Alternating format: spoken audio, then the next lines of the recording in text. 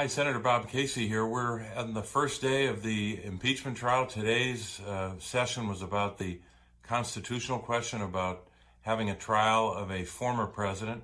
I thought the House managers did an excellent job of presenting the arguments as to why it is constitutional to try a former president. Otherwise, a president could do really whatever the hell they want in the last couple of days and weeks of their term, and then if an impeachment proceeding started, they could resign and escape responsibility.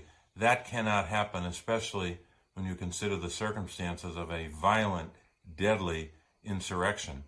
So we have to have a trial that we're required by the Constitution, but I think it's a larger question than just a requirement.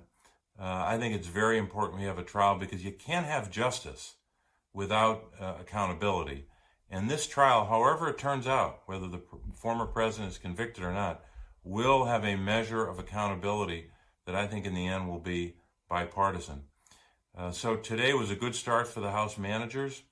I won't comment on the other side, leave that to someone else.